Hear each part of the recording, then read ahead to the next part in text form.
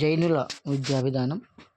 జిన అంటే ఇంద్రియాలను జయించినవాడు అని అర్థం. అహింసావాదమును ప్రోత్సహించారు.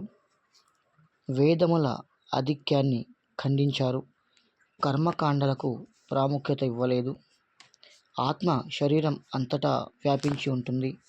తపస్సు మాత్రమే కర్మబంధాన్ని తొలగిస్తుంది. మోక్షం కోసం త్రిరత్నాలను పాటించాలి. ఈ త్రిరత్నాలు చూసుకుంటే మొదటిది సమ్యక్ దర్శనం, అంటే తీర్థంకరుల బోధనల మీద శ్రద్ధ పెట్టడం.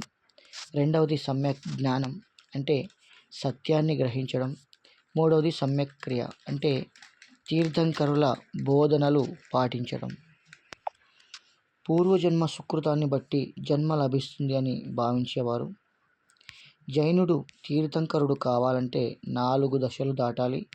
వీటిలో మొదటిది సాధు సన్యాసి స్టేజ్, రెండవది ఉపాధ్యాయ టీచర్ స్థాయి, మూడవది ఆచార్య ప్రొఫెసర్ స్థాయి, నాలుగవది అరిహంత్ నిర్యాణం పొందేవాడు.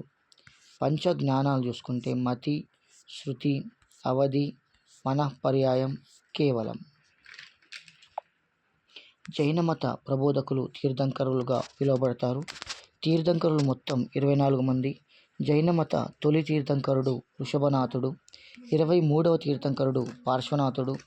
పార్శ్వనాథుడు చెప్పిన 4 సూత్రాలు: అహింస, అసత్యం పలకరాదు, అహింస అంటే హింస చేయరాదు, మూడవది దొంగతనం చేయరాదు, దీన్ని అపరిగ్రహం అంటారు. ఆస్తిపాస్తులు పోగు చేయరాదు, దీన్ని అస్థేయం అంటారు.